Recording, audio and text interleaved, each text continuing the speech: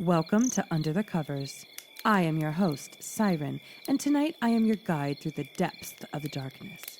Pour yourself a drink, do some gardening, and curl up under the covers as we surrender into the abyss.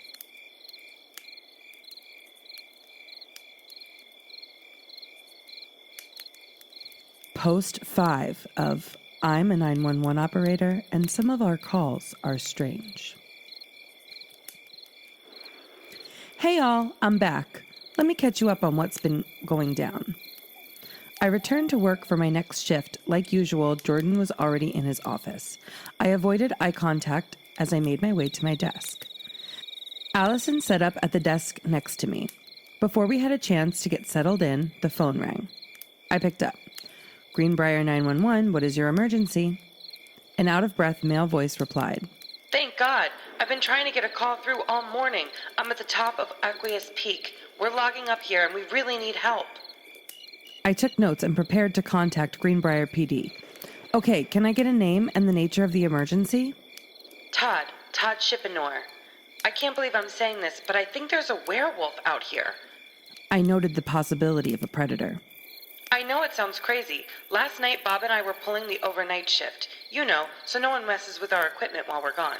But it must have been nearly midnight when I felt something was off. Bob was snoring away, so I got up and I had to take a leak anyways. I head outside to check on things. It was a clear night, so I didn't need a flashlight to see. I'm probably a couple 100 yards away from the trailer we sleep in when I hear the screams. As I'm running back, I can see the whole trailer rocking back and forth. It's like there's an elephant in there running around. I stop. Something inside of me is telling me to run. With an explosion of wood and metal, Bob flies through the wall of the trailer. His bald scalp is hanging off the side of his head. I can see intestines strung across the ground behind him. The man choked up as he continued. He wasn't dead, though. He managed to get into his hands and knees, but with each cough, more of his intestines would spill out onto the ground. I wanted to help. I wanted to go to him, but something came out of the camper. It was big for a wolf. Its shoulders stood too high, resembling more of a hyena than a wolf.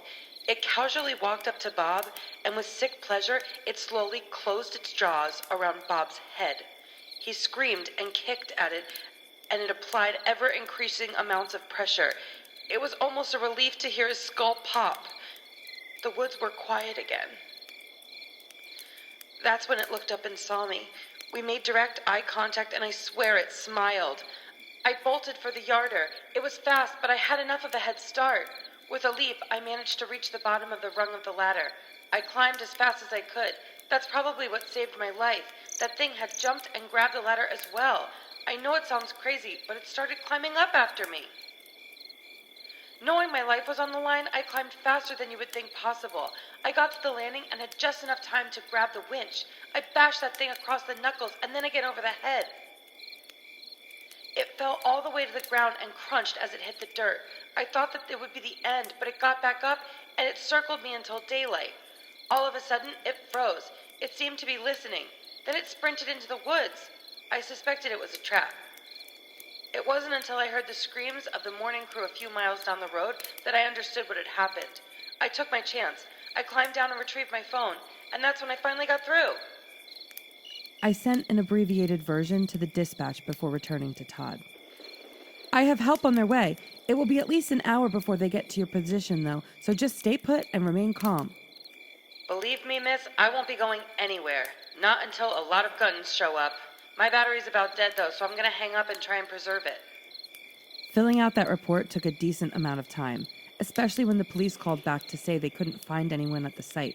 But all the equipment was demolished to the point it was barely recognizable and then burned. But I didn't have time to dwell on it. There was another call waiting for me. Greenbrier 911, what's your emergency? A female answered. The voices are back. The ones coming up from the drain. They won't stop talking. I feel them digging around in my brain. Ma'am, let's take a moment to assess the situation. These voices you hear, do you recognize them? Yes, I've been hearing them all week. They're my friends now, but they keep asking me to do things I don't want to do, but I might have to. I didn't like the way she sounded. There was a disconnection from reality in her voice. I got Jordan's attention and signaled him to start tracing the call. Ma'am, sometimes those who we think are our friends aren't very profitable to have around. If they won't respect your personal boundaries, then you need to find new friends. She was quiet for a bit. I thought she might be thinking about what I had just said, but then she spoke again. They don't like it when I go places, and they said you should mind your business, Kylie. Otherwise, you might find yourself spending more time in your basement. The line clicked off.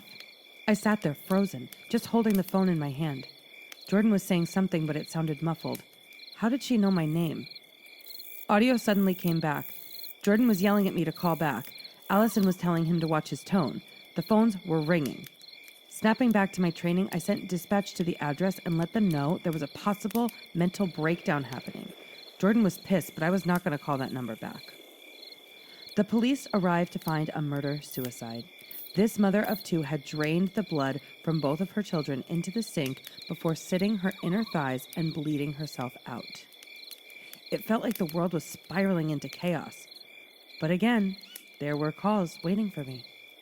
Greenbrier 911, what is your emergency? All that came through was heavy breathing. Steady, moist breath assaulted my ear. Then a silky, smooth voice drawled. Busy. Busy, aren't we? Leave me to mine. The line went dead. I chose not to redial that one either. There was a traffic call. Rhodesian Avenue was blocked by balloon animals. Not possessed or violent balloon animals, just regular balloon animals. Thousands of them. To the point you couldn't see over them and no one wanted to risk driving through them. It was a major inconvenience, but no one was hurt. I was never so glad to see the sunrise. Our shift was nearly over. It had been a constant barrage of death and violence. I must have been on autopilot because the next thing I knew I was flopping onto my couch. Exhausted and hungry, I sat there not wanting to move. Allison came up the stairs with a pair of grilled cheese sandwiches. I must have dozed off because I hadn't heard her cooking. She had also changed into shorts and a tank top without me noticing. Are you all right? Allison asked. You had kind of a rough day. You want to talk about it? I just accepted the food, thankfully. Not really. I feel like things are getting so much worse lately. Just today we've had 4 deaths and 6 missing persons. That's a lot. Allison was quiet, wanting to change the subject. I tried asking her about her personal life, but she didn't want to talk about it. I had assumed since her parents hadn't bothered to cut their vacation short after hearing she'd been kidnapped, they must be pretty shitty people. But I really didn't know anything about Allison. She was 6 years younger than me, a little taller, extremely pretty, but no boyfriend. In fact, she didn't seem to have any friends at all. She just went to work and came home and slept. A knock at the door made me jump. I sat up a little straighter. Before I could stand, though, I heard a knock at the door and opened. A voice from downstairs called, "Honey, I'm home." I sighed in relief. It was just Dean. "Upstairs," I yelled. Allison looked at me in confusion. "I didn't know you had a boyfriend." Her tone was oddly accusatory. "I don't. We aren't dating, we're just friends." She didn't look convinced. "And the friend has a key?" I nodded. "Yeah, what's wrong with that?" "He's a good guy. We're not dating, but I enjoy spending time with him." I heard the clunk of Dean dumping his service belt onto the downstairs table. The steps creaked as he jogged up them. He stopped at the top. "Oh, I'm sorry. I didn't realize you had someone over. I can split."